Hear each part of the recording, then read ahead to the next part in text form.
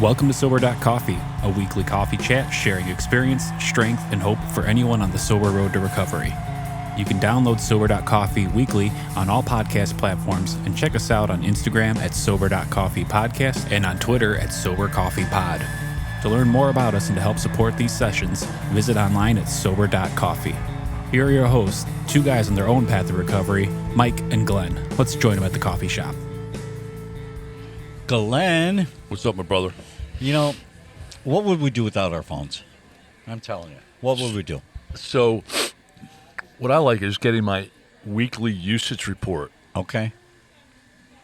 And how many hours a day do you think I use my phone? Oh, my goodness. Literally, you're going to be on the high end because you only sleep 3-4 hours a night. So, I use my phone 15, 16 hours a day. okay. Yeah.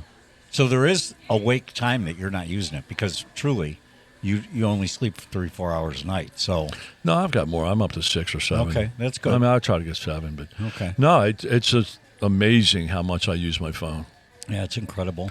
And that's probably something I've heard of people taking like a detox day from social media and from their phones. And I mean, I should probably try that. I think that'd be cool. Yeah, but they are so helpful. I mean, they're just such an integral tool in my life right now. I mean, I get my life is driven by my phone. I mean, you want to take out America, take out the internet. Right. I mean, that'll wipe me out. Totally, man. So Speaking of wiped out, how you feeling? Well, Wiped out, or you feeling good, energized? I mean, I'm probably tired. I mean, I use my app, all my Apple Watch and my apps, and I mean, it says I live at 98% stress and 5% energy, but that's how I've spent the last, since I got my Apple Watch for the last 2 years. So right. I mean, whatever. Can I make a suggestion? Get rid of the Apple Watch. Well, that's what I you'll be less said. stressed. Somebody said to me this week, they're like, "Why do you have an Apple Watch and a Fitbit?" Mm-hmm. And I'm like, because they give me different data points. Right. You are a data king. You know what? I've never really been a data king, but I have turned into one. You have turned into a data king. And my business is data. I mean, we measure everything. How is sobriety measured? So I would say that's a very good question. I would say, first of all, I think the first measurement is, it is 7:30 in the morning on a Saturday morning, and I haven't had a drink. Okay. So that's very objective, Okay. right? So, Right. No, that's definitive. yeah, that's measurable. Measurable, right. So, I mean, I can do a breathalyzer right now, and I'll get 0.0. So abstinence. Yeah, and I haven't had that. I haven't done that for quite a period of time now. Right. So that's one thing. But then, secondly, I think a lot of it's subjective. But if you take the objective stuff, let's just say, I mean, I worked the 12 steps, right? And I worked myself, and then I have a number of sponsees. You're working them. You didn't work Yeah, them. well, I You're went through working them. I went through them, right, the first time, and then the 12-step, it's a living, breathing step. Right. But then as I work with others, I always work. That's that. why I'm saying you're Yeah, working. I always work. Yeah, right. And I love working with others. So I think what's amazing is as probably day to day, it's hard to measure, but as I look back, right, if you look at the day to day, it's like that tapestry that we talk about. If you turn over the back of a tapestry, you see all the knots and the cut threads, and it looks ugly. But then if you turn it over, it looks pretty good. And so I think, if you live the day to day, sometimes it's try to get through the day. Sometimes, right? I mean, I'm very aware of where I'm at in the first wheel. Right. If I'm at the top and middle, and it's funny because you'll text me and you'll say, "Hey, man, where you at in the first wheel?" Right. And I'm very aware of where I'm at. Right. Good. But So that's a data point. You're checking Yeah. yourself throughout the course of the day. Yep. And then I also know you follow what we refer to as page 86, where you're doing data checks at night. daily inventory. Yeah, so you're doing data checks. How Yep. did I do here? How did I do there? Do I owe any amends? Did I do any wrongs, et cetera, et cetera? But what I love about page 86, Yeah. if you really commit to page 86, Right. you change how you live. Right. Because over a period of time, Not how you think, how you live. yeah, because I was really committed to page 86. So at night, I'd be like, oh, I shouldn't have said that to my wife, or I shouldn't have done that, or I shouldn't have done that. Or I owe an apology for that. And if you really are diligent and do it, eventually you're going to sit there and say, well, I'm just going to change the behavior and not do it. If I know I'm going to tell myself at night, Right. when I do page 86, upon retiring. No, I want to read it. Yeah. Read it. Can you pull it up? Yeah, I almost know it by heart. But Okay. So what we're referring to is page 86 of the Alcoholics Anonymous Big Book, and we refer to it often. So I thought it'd be worthwhile just to read it. It's just a paragraph or two, but to your point, it's not a mindset; it's an action item. These are actionable items, and I think that's one of the things that the program has really benefited me. It's not concepts and theories that it's presenting; it's actions and activities that are being suggested to us as a better way to live. And we find on page 86 it says, right. So first of all, page 86 is in a chapter called Into Action. into action. Action. One thing you will not do is think your way to sobriety. Right. You will not think your way to a new life. You will not feel your way into a new life. You have to act your way. Okay. Right. So this chapter is about Into Action, page 86. It says, when we retire at night, we constructively review our day. Were we resentful, selfish, dishonest, or afraid? Do we owe an apology? Have we kept something to ourselves which should be discussed with another person at once? Were we kind and loving toward all? What could we have done better? Were we thinking of ourselves most of the time? Or were we thinking of what we could do for others, of what we could pack into the stream of life? But we must be careful not to drift into worry, remorse, or morbid reflection, for that would diminish our usefulness to others. After making our review, we ask God's forgiveness and inquire what corrective measures should be taken. Love it. So that's at night. That's Now, at night. As a reminder, I did this for 4 months. When I was in my 4-month program, we had 8 guys, and every single night we would meet at 10 o'clock, and we would go through this collectively. Mm-hmm. Right? So that built a habit. In detail. You'd really kind of We would hold each other accountable. I mean, it was a cool group. We held each other accountable. Okay, can I say that I'm going to summarize it in my head when I go to bed, when my head hits the pillow, and I ask myself, because I don't read that whole paragraph to myself, but I say, did I and where did I screw up today? Did I and where did I screw up today? Did I and where did I show growth today? Right? And what could I do about it tomorrow to improve it? That's kind of the process I go through at night. But I like what you said, can I show growth, right? Because I don't think it's just No, it's not whipping. the negative. Yeah, it's Right. not only a self-whipping. whipping Right. session, right? It's, hey, let me look at my day, right? Right. What can I give myself credit for? That's right. Right? And what do I need to correct, Mm-hmm. right? So, but that's at night, and I'm telling you, I used to have a problem falling asleep. Mm-hmm. All my data says it takes me less than 5 minutes to fall asleep. Because what I do is I do this, and then I start praying, and there's no better way to go to sleep than in prayer. Mm-hmm. Because that's just like clears your mind, and I mean, boom, 5 minutes. All my stuff says that's incredible. I'm ahead of the pace. How fast I fall asleep. Okay, go ahead. But then the next paragraph talks about what to do in the morning. On awakening, let us think about the 24 hours ahead. Not 2 weeks, not 5 years, not what am I going to do at my daughter's wedding, right? You're it's the the 24 right now. Yeah, it's Yes. 20. Wait, I haven't started reading it yet. Oh, okay.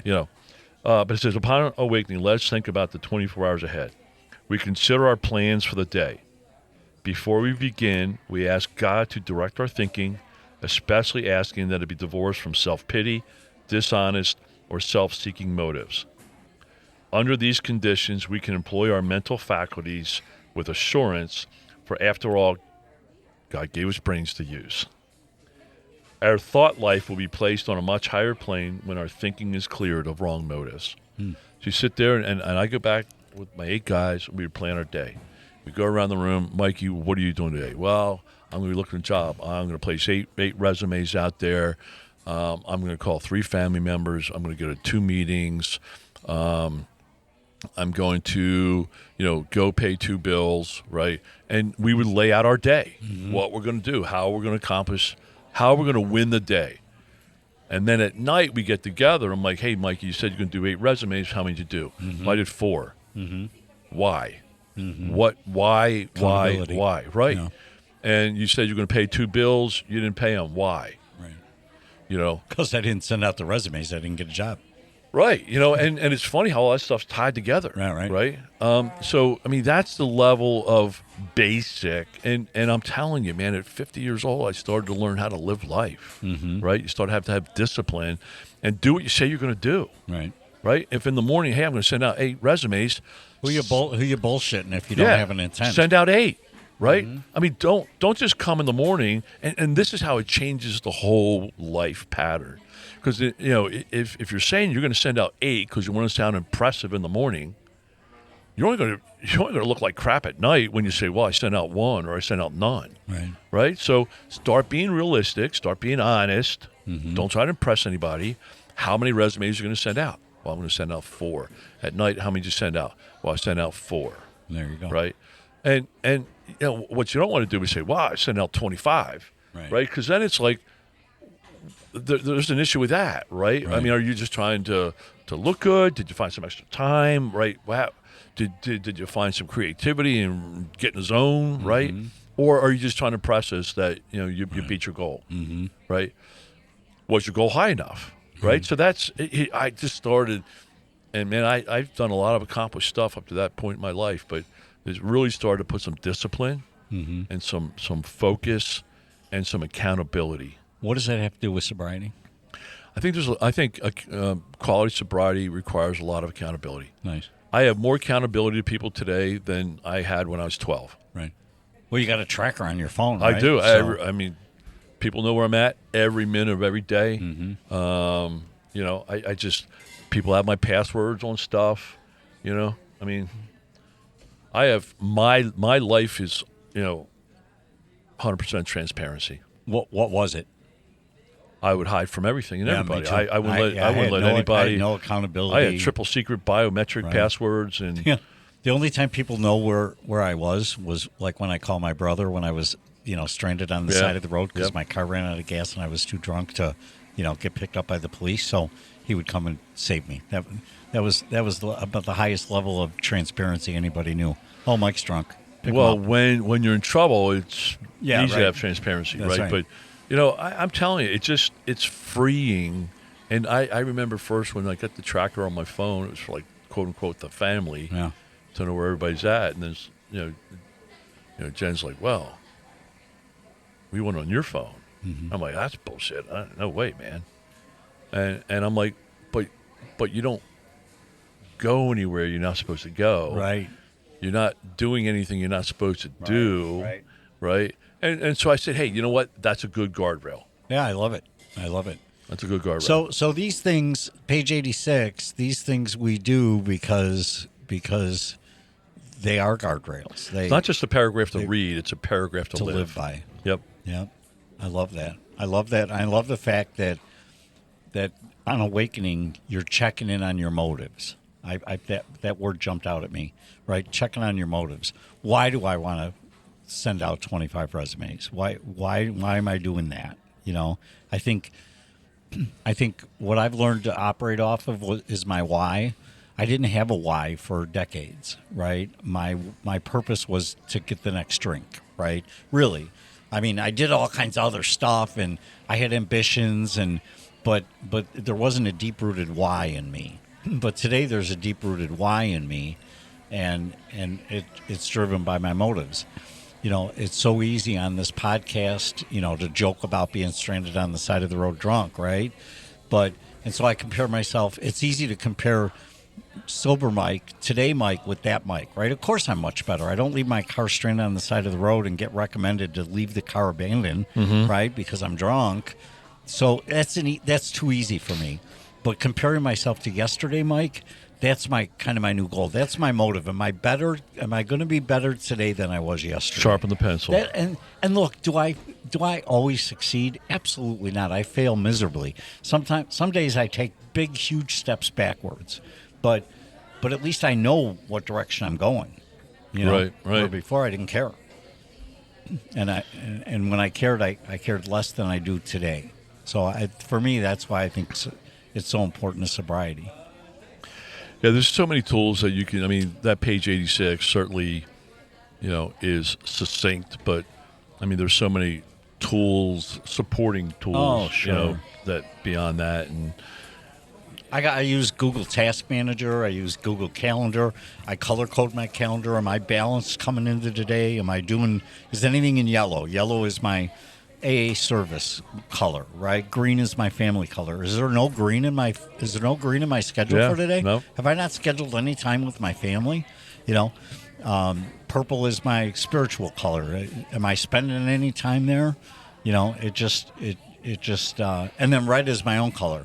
And I've learned that I need to carve out time for Mike, right? And to listen to my stereo in my office. I need that time, just that Mike time. Just go out and garden, listen to my music, do whatever.